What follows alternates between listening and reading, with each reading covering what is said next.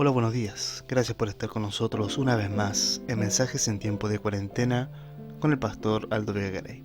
Lamentamos los incidentes técnicos que hemos tenido y les pedimos nuestras disculpas correspondientes. Ya el día jueves a las 20 horas volveremos a nuestro horario normal. El mensaje para hoy se titula El respeto a la autoridad.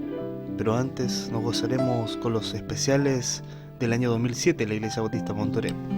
El primero es el coro de niños y el segundo la canción Noche de Paz, en la interpretación del coro de la Iglesia Bautista Montorep, año 2007. Dios les bendiga.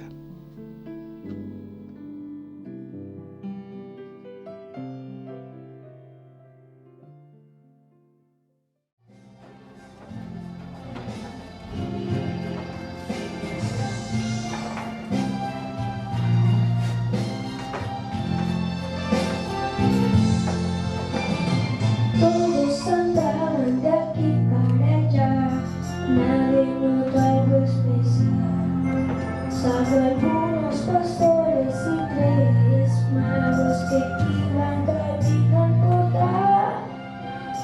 En el establo dormía el bebé en brazos de su mamá. En medio del cielo brillaba una estrella y un coro se desentonó. Vengan a verlo, viva el Señor, el Rey de los cielos, es mi Salvador. Vengan a verlo, no sea su luz.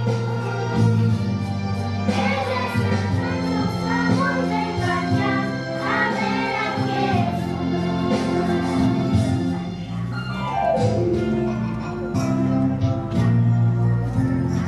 Que se llamaba Belén. María al niño cuidaba feliz y lo abrigaba bien.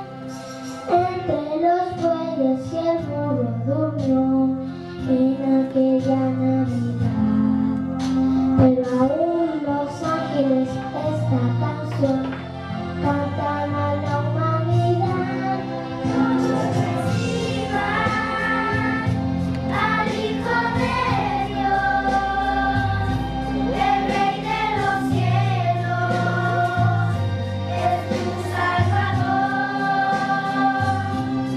Vengan a verlo, nacerá en su luz. Él quiere darnos amor, vengan ya a ver a Jesús. Hoy lo recibo, acepto su amor.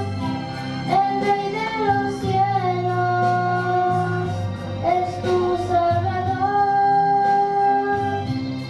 Yo lo recibo, quiero su luz. Es el camino, Él es la verdad. Yo quiero a Jesús. Déjame verte al Hijo de Dios. Toda criatura nos llama Jesús, escuchen su voz. Vengan a verlo.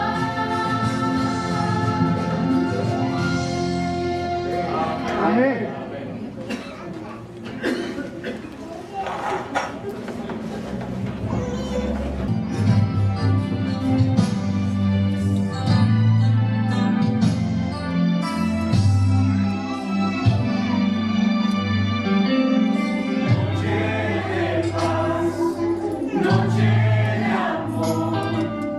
Todos duermen de reloj.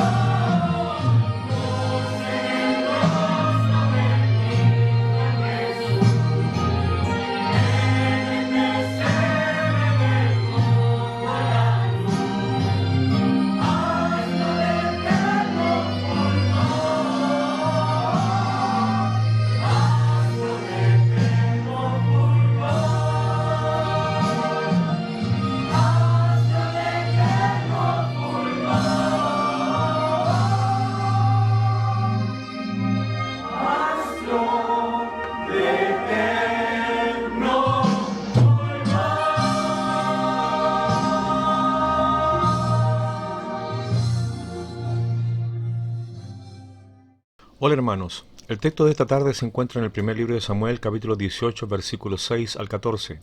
La Biblia dice: Aconteció que cuando David volvió de matar al filisteo, salieron las mujeres de todas las ciudades de Israel cantando y danzando para recibir al rey Saúl, con panderos, con cánticos de alegría y con instrumentos de música. Y cantaban las mujeres que danzaban y decían: Saúl hirió a sus miles y David a sus 10,000. Y se enojó Saúl en gran manera, y le desagradó este dicho, y dijo: A David dieron 10,000 y a mí 1,000, no le falta más que el reino. Desde aquel día Saúl no miró con buenos ojos a David. Aconteció al otro día que un espíritu malo de parte de Dios tomó a Saúl, y él desvariaba en medio de la casa. David tocaba con su mano como los otros días, y tenía Saúl la lanza en la mano. Y arrojó Saúl la lanza, diciendo: Enclavaré a David a la pared. Pero David lo evadió 2 veces. Mas Saúl estaba temeroso de David, por cuanto Jehová estaba con él, y se había apartado de Saúl, por lo cual Saúl lo alejó de sí, y le hizo jefe de 1000, y salía y entraba delante del pueblo, y David se conducía prudentemente en todos sus asuntos, y Jehová estaba con él. David estaba completamente sometido a Saúl y procuró servirle sabiamente en todos los sentidos. David conocía la forma de ser bendecido, y esta era trabajar duro para hacer una bendición para su rey y para su pueblo. No debilitaría jamás la posición o autoridad de Saúl de ninguna manera. Aunque Saúl trató de matarlo, David sabía que Saúl era un hombre atribulado, que no estaba en sus cabales y que se sentía amenazado por él, pero no respondió al agravio, no lo devolvió, simplemente encomendó al Señor su causa. Quiero hablar esta tarde del respeto a la autoridad. Número 1. El rey Saúl es un mal gobernante. Saúl está en control, Saúl tiene el trono, Saúl tiene el ejército, Saúl tiene las lanzas. Él tiene todo aquello porque Dios se lo ha dado, pero este hombre teme a David. Lo nombró capitán, pero su deseo no era exaltar a David, sino prepararlo para el mal. Los celos de Saúl lo volvieron manipulador y maquinaba la forma de destruirle. Dijo a David: Aquí está mi hija mayor, Merat, te la daré como esposa. Solo sé valiente por mí y lucha las batallas del Señor. Saúl se aprovecha de la lealtad y el patriotismo de David, se aprovecha del valor y el corazón de David para con el Señor. Decía: No sea mi mano contra él, sino la mano de los filisteos contra él. Las lanzas y espadas filisteas son tan afiladas como las mías. Puedo dejar que ellos hagan el trabajo por mí. Pero en el momento en que Merat, la hija de Saúl, debería haber sido entregada a David, fue dada a Adriel Meolatita por esposa. Mentiras, promesas no cumplidas. Intentaba provocar ira en David, que se enojara y tramara represalias contra Saúl, y así acusarlo de traición. Pero todos sus esfuerzos no lograron despertar ni siquiera un impulso transitorio de venganza. Nuevamente el rey ofrece a David convertirse en su yerno al desposar a su hija Mical con él. Lo hace conociendo el carácter de ella y creyendo que le sería lazo a David.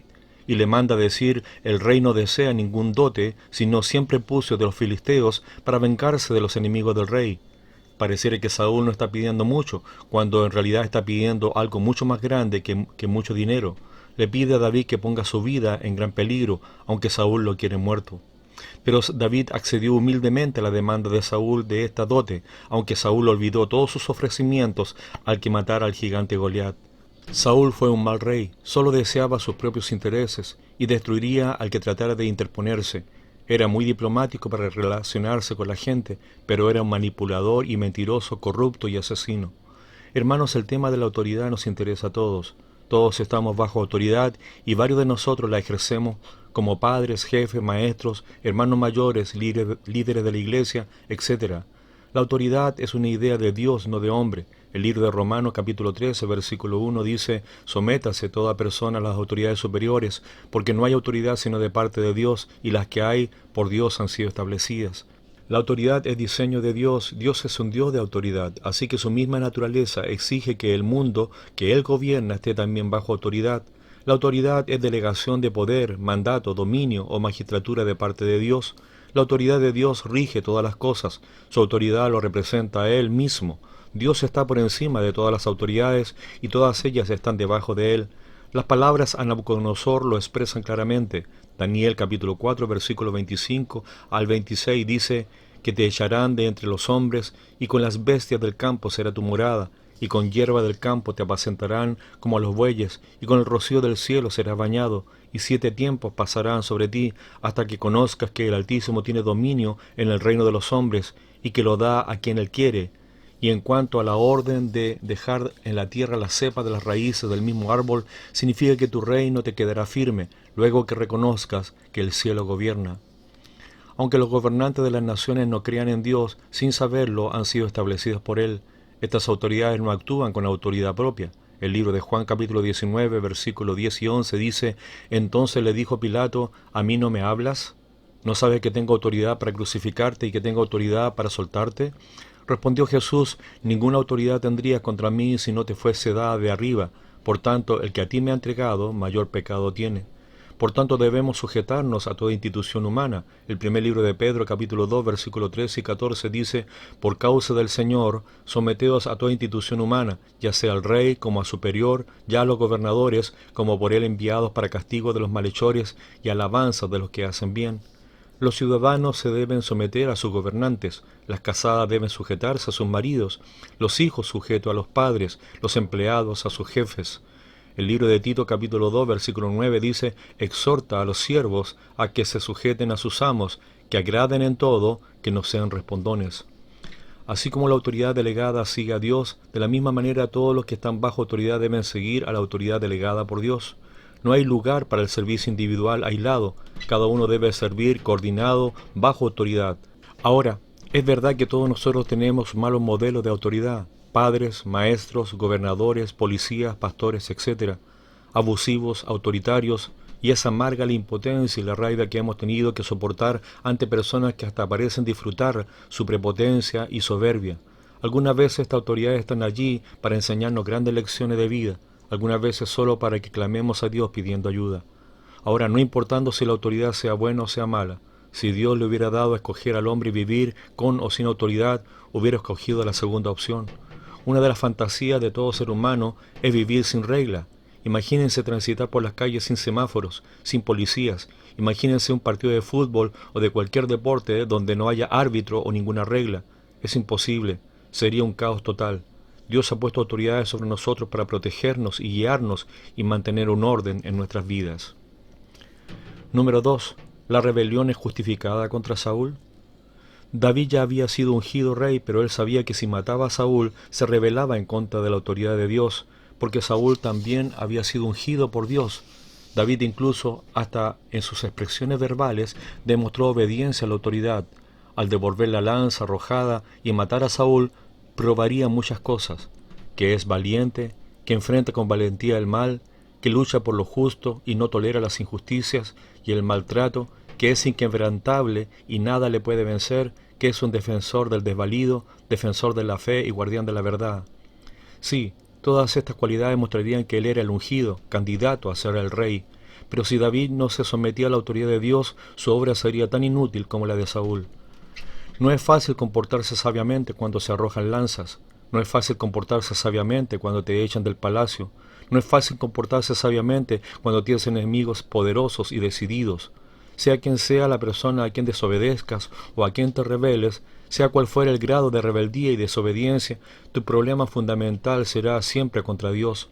No importa el carácter de la persona a quien te debas someter, no importa si es digna de ocupar el lugar o no, no importa si el mandato te parece lógico o incorrecto, desobediencia es rebelión contra Dios.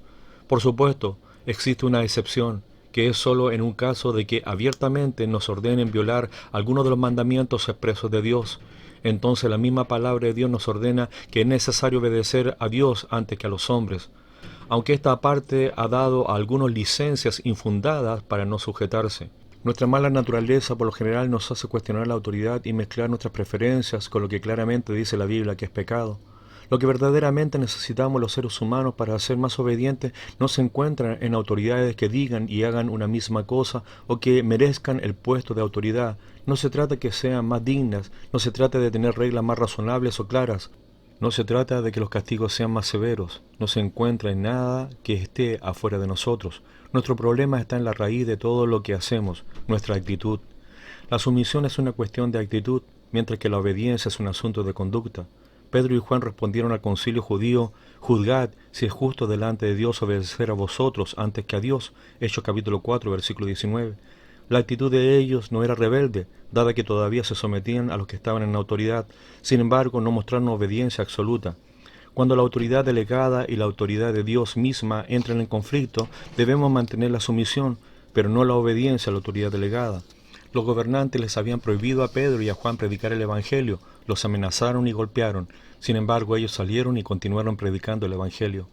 La mayoría de las veces se trata de instrucciones que solo nos causarán más trabajo, quizás un poco de sacrificio o incomodidad, quizás hacer a un lado nuestros deseos o simplemente tener que humillarnos ante alguien más.